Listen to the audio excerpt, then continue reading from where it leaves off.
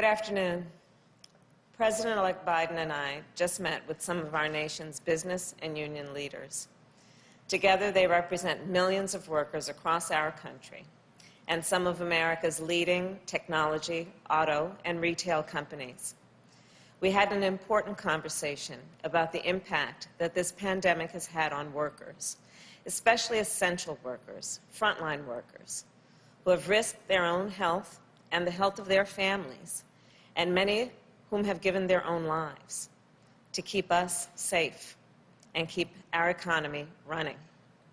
And we all know that this pandemic and this recession have hit communities of color particularly hard. Black Americans and Latinos are 3 times as likely to contract COVID as others and more likely to die. Native Americans are more than 4 times as likely to be hospitalized as others. And last month, the unemployment rate for Black Americans was almost twice the rate of others. And we have also had a conversation about the impact this pandemic has had on our economy as a whole, from the Fortune 500 to the small businesses that so many communities rely on. Over the past few months, on the campaign trail, the President-elect and I saw that impact firsthand. In state after state, we met with workers who shared their struggles and told us about their pain. Essential workers who have had to stay on the job, even as they worry about their family's well-being and their own. Small business owners who are dipping into their own savings to make payroll and keep their doors open. And many others who have had to close their doors and fear never reopening at all. Their stories have stayed with us, and the President-elect and I are focused on building our country back better for them and all Americans. And as I said the night we won this election, now is when the real work begins, the necessary work, the good work of getting this virus under control, saving lives, and beating this pandemic, and opening our economy responsibly while rebuilding it so that it works for working people. And we will do it by protecting the health and safety of our workers and creating millions of good-paying union jobs, from auto and construction jobs to domestic workers and caregiving jobs to service and hospitality jobs. The road ahead, it will not be easy, but the President-elect and I are hitting the ground running because we all know the challenges facing America today are great. The American people deserve no less, and we don't have a moment to waste. And now it is my incredible and great honor to introduce our President-elect, Joe Biden.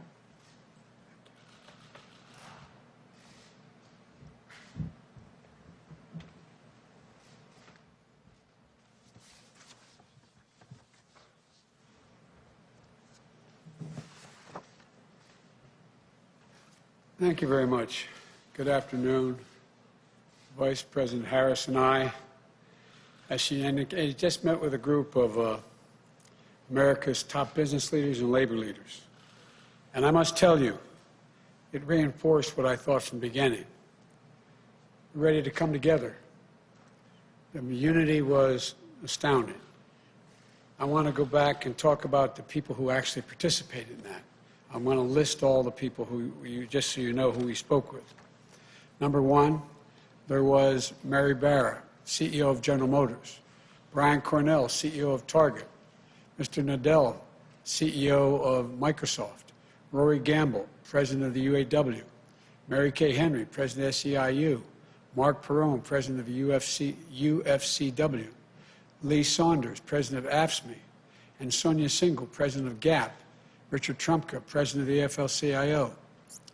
It was really encouraging, quite frankly, to get people, business and labor, together, agreeing on the way forward, which I'm convinced the American people will be willing to do when they hear what we have in mind.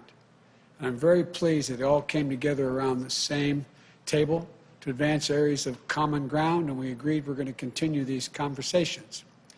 They represent very different perspectives, but I'm convinced that we can all come together around the same table to advance areas of common ground, which are really, I wish you could have all heard the conversation. It was really encouraging. And that's what we were ready to discuss today. We all agreed that we want to get the economy back on track. We need our workers to be back on the job by getting the virus under control. We're going into a very dark winter. Things are going to get much tougher before they get easier. And that requires sparing no effort to fight COVID so that we can open our businesses safely, resume our lives, and put this pandemic behind us. It's going to be difficult, but it can be done. And they all agreed. That means rallying the country behind a national strategy with robust public health measures like mandatory masking, widely available testing with rapid results, scaled-up production of life-saving treatments and therapeutics, and safe, equitable, and free distribution of the vaccine. It's great news that Moderna and Pfizer have each come up with vaccines that are in excess of 90% effectiveness. And getting the vaccine and a vaccination, though, are two different things. Everyone on our call today and our Zoom today agreed that the sooner we have access to the administration's distribution plan, the sooner this transition would be smoothly moved forward. And, you know, as we battle COVID, we also have to make sure the business and workers have the tools, the resources, the national guidance, and health and safety standards to operate safely. And we can do that. We can bring Democrats and Republicans together, work with business and labor to deliver those necessary resources. And for millions of Americans who've lost hours and wages or have lost their jobs, we all agreed on our call that we can deliver immediate relief and it need be done quickly. Affordable health care for millions of people who have lost it or are in danger of losing it. Child care, sick leave, family leave, so workers don't have to choose between work and family.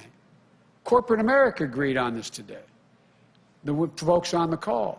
We need support to support small businesses and entrepreneurs that are the backbone of our communities, but are teetering on the edge. And we all agreed on the urgent need for funding for states and localities to keep frontline workers and essential workers on the job. Vital public services, running law enforcement offices, educators, first responders, like we did in the Recovery Act of 2009, saving literally millions of jobs. There's a reason why the federal government is able to run a deficit, because the states must balance their budgets. And they're in real trouble. You're going to see hundreds of thousands of police officers, firefighters, first responders, mental health clinics. You're going to see them going out of business. Right now, Congress should come together and pass a COVID relief package like the HEROES Act that the House passed 6 months ago. Once we shut down the virus and deliver economic relief to workers and businesses, then we can start to build back better than before. We talked about how we have an opportunity to come out of this stronger, more resilient than we were when we went in. And I wish you could have heard corporate leaders and the major labor leaders singing this from the same hymnal here. Throughout the campaign, I laid out my Build Back Better plan. We laid out our plan. That an independent analysis put out by Moody's, a well-respected Wall Street firm, projected would create 18.6 million jobs. We talked about the need to own the electric vehicle market. We talked about climate a lot, building 550,000 charging stations, creating over 1 million good-paying union jobs here at home. The need for a federal government to invest more in clean energy research. You know, it's based on a simple premise. It's time to reward work, not just wealth in America. We're going to have a fair tax structure that makes sure the wealthiest among us and corporations pay their fair share. Our plan will create millions of good-paying union jobs in manufacturing, building the vehicles, products, technologies that we're going to need for the future to compete with the rest of the world. From autos to our stockpiles, we're going to buy American. No government contract will be given to companies that don't make their products here in America. To secure our position as a global leader in research and development, We're going to invest $300 billion in the most critical, competitive new industries and technologies, creating 3 million good-paying jobs. And the corporate American technology firms like Microsoft on the call, they all agreed. We can make sure our future is made here in America. And that's good for business, and it's good for American workers. We can also modernize our infrastructure, roads, bridges, ports, 1.5 million new affordable housing units, high-speed broadband we talked about, for every American household, which is more important than ever for remote learning, remote working, telemedicine in the 21st century. Building a digital infrastructure to help businesses, healthcare workers, first responders, and students. $100 billion to rebuild our crumbling schools. They talked about the need, the business community talked about the need to invest in HBCUs and community colleges. Retrofitting 4 million new buildings, or old buildings, retrofitting them, making them new. Weatherizing 2 million homes. Building more climate-resilient cities and towns. These investments will specifically target communities of colors so we can break the cycle where in good times they lag, and in bad times they get hit first and the hardest, and in recovery it's the toughest to bounce back. These are the kinds of investments that are going to strengthen our economy and our competitiveness, create millions of jobs, union jobs, and in doing so, we'll respect the dignity of work and empower the voice of workers. You've heard me say it before. My dad, when he lost his job in Scranton, eventually moved to Wilmington and got a good job. He'd say, Joey, a job's about a lot more than a paycheck. It's about your dignity, respect, your place in the community. It's about being able to look your kid in the eye and say, honey, everything's going to be okay. When we build back better, we'll do so with higher wages, including a $15 minimum wage nationwide, better benefits, stronger collective bargaining rights that you can raise a family on. That's how we build back the middle class better than ever. That's how we make sure workers are treated with the dignity and respect they deserve. I can go on. You can tell I was very encouraged by our conversation. But the point is this. There's so much we can do. The only way we do any of this is if we work together. I know we can do this. For example, on the call, I made it clear to the corporate leaders. I said, I want you to know I'm a union guy. Unions are going to have increased power. They just nodded. They understand. It's not anti-business. It's about economic growth, creating good-paying jobs. 11 years ago, when Barack and I took office during the Great Recession and implemented the Recovery Act that saved us from another Great Depression, we didn't see a map in red and blue states. It was the United States of America. We didn't care whether the city had voted for us or against us. The state voted for us or against us. We worked with everyone, and we recovered and rebuilt together as one nation. We can do this again.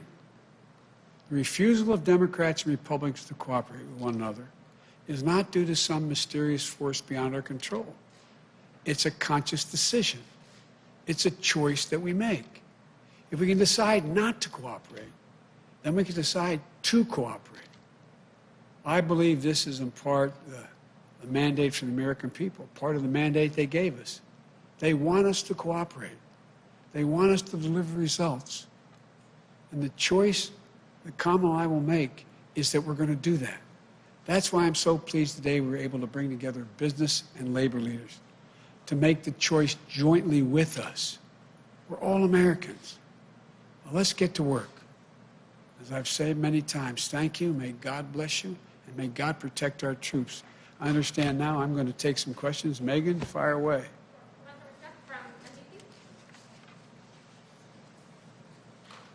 Thank you, President-elect Biden, Vice President-elect Look in the wrong direction, sorry. Good to see you. I want to start with a question about your pandemic planning and then a question about your economic plan. You spoke about the need to access the outgoing administration's COVID vaccine distribution plans. What do you see as the biggest threat to your transition right now, given President Trump's unprecedented attempt to obstruct and delay a smooth transfer of power? More people may die if we don't coordinate. Look, as my Chief of Staff, Ron Klain, would say, who handled Ebola, the vaccine is important. It's of little use until you're vaccinated. So how do we get the vaccine? How do we get over 300 million Americans vaccinated? What's the game plan? It's a huge, huge, huge undertaking to get it done, prioritize those greatest in need, and working our way through it, and also cooperate with the World Health Organization and the rest of the world in dealing with this. And so they say they have this warp speed program that not only dealt with getting vaccines, but also how to distribute this. If we have to wait until January 20th to start that planning, it puts us behind over a month, month and a half. And so it's important that it be done, that there be coordination now or as rapidly as we can get that done. On the economy, the Vice President-elect talked about having an economy that works for working people. One thing I didn't hear you talk specifically about is canceling student loan debt. Does student loan forgiveness figure in your plan? Would you take executive action to achieve it? It does figure in my plan. I've laid out in detail. For example, the legislation passed by the Democratic House calls for immediate $10,000 forgiveness of student loans. It's holding people up. They're in real trouble. They're having to make choices between paying their student loan and paying their rent, those kinds of decisions. It should be done immediately. In addition to that, as you know, I think that everything from community college straight through to doubling Pell Grants to making sure that we have access, free education for anyone making under $125,000 for 4 years of college. And there is a program that exists now under the law that forgives student loans for being able to engaging in public service. I'm going to institute that fundamental change in that so it's able to be available to everyone that in fact is engaged. It's not being very well managed right now. So I'm going to do all of those things. Thank you.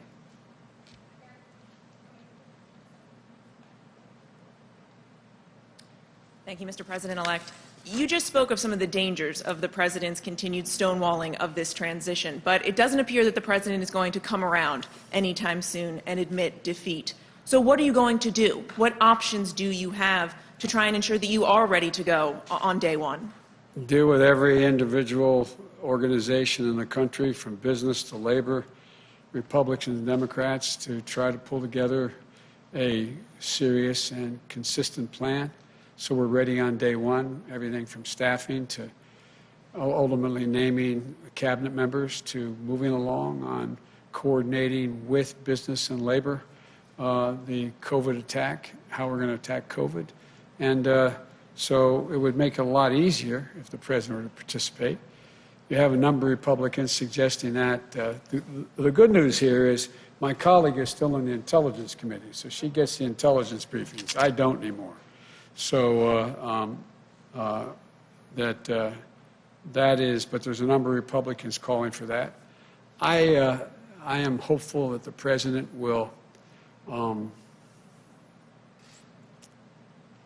be mildly more enlightened before we get to January 20th. And what is your message to Republicans who are backing up the president's refusal to concede? You clearly need to work with them going forward. My message is I will work with you. I understand a lot of your reluctance because of the way the president operates, but I've been in contact with and will be in contact with more of them as we move along. And if it has to wait until January 20th to get actually become operational, that's a shame, but maybe that's the only way to get it done.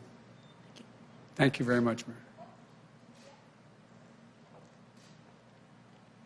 Thank you very much, Mr. President-elect. And I want to kind of piggyback off of that.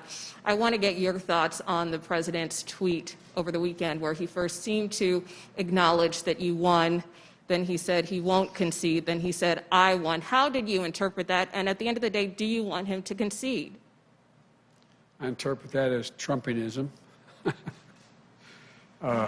No change in his modus operandi. I think the pressure will continue to build. Look, I'm having a lot of meetings with world leaders on the telephone. I cannot get into negotiating with them about things that are going to be done, but they're calling with some degree of enthusiasm. Everyone from the Holy Father to prime ministers across the globe. And so we're moving along knowing what the outcome will be. And as I said earlier, and I probably shouldn't repeat it, but I find this more embarrassing for the country than debilitating for my ability to get started. And then secondly, I want to follow up with you on the vaccine. If the FDA gives emergency authorization to the Pfizer or Moderna vaccine in the coming weeks, will you get vaccinated? And if you're hesitant, why should any American have confidence in the vaccine? Well, first of all, we'll see if that comes forward. And secondly, it's important that people who are in the greatest need get it. I wouldn't hesitate to get the vaccine. But I also want to set an example.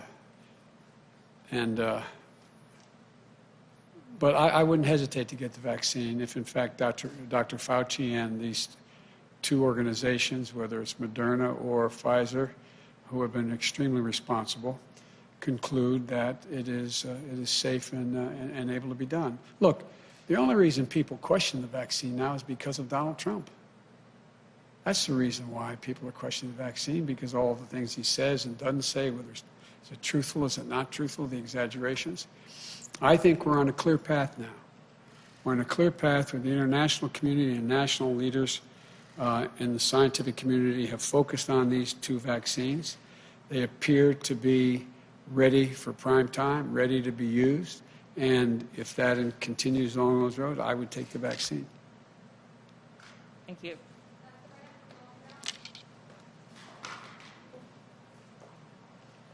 Thank you, Mr. President-elect. You have been urging the American public to continue practicing social distancing and wearing a mask. But with cases skyrocketing across the country, do you think that more governors should be closing non-essential businesses and reinstating stay-at-home orders? Look, it depends on the state. What I failed to mention earlier is the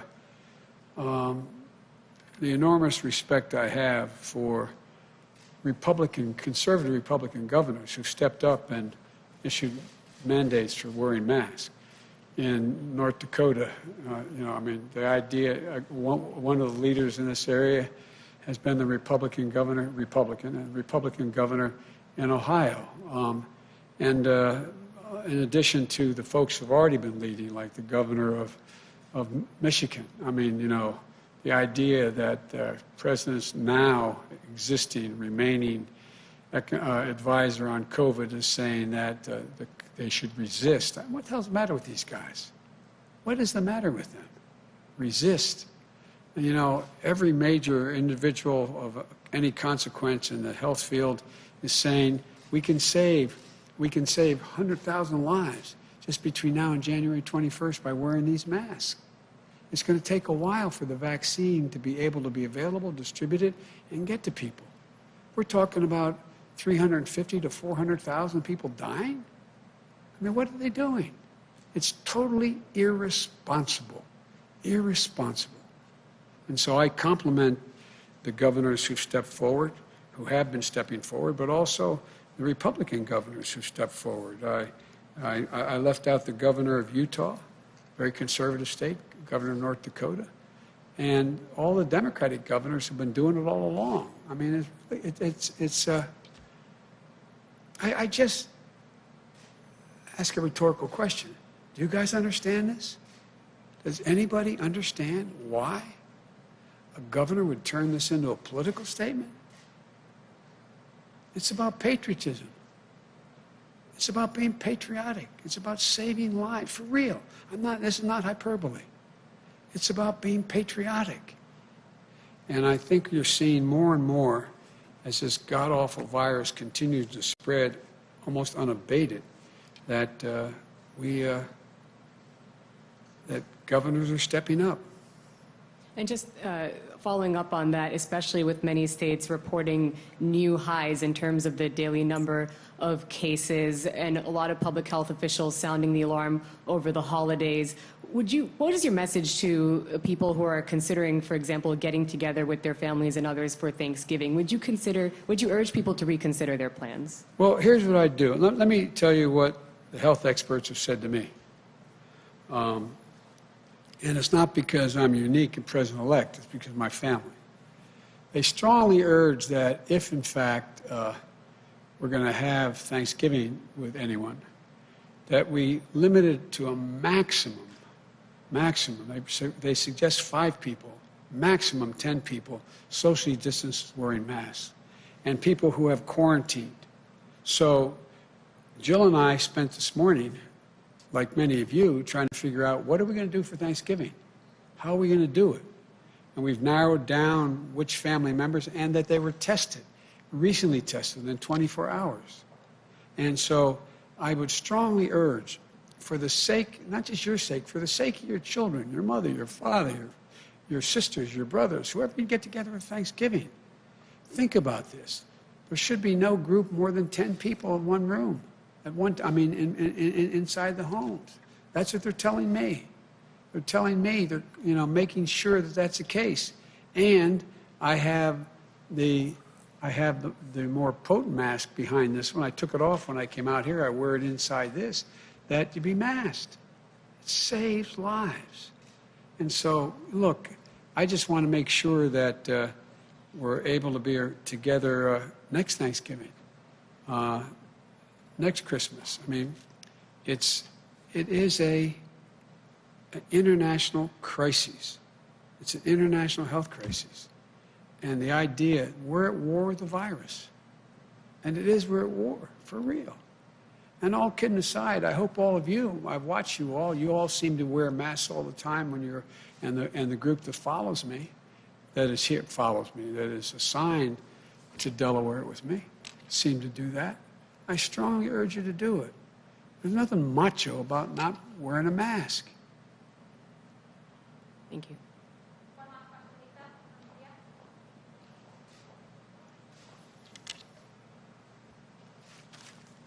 Thank you, Mr. President-elect, Madam Vice President-elect. Your plan, my mask is stuck in my earring. Hold on a second. Hold on a second. Demonstrating I watched for Jill America. try to take it off. Yes. It's hard. Thank God I don't have an earring.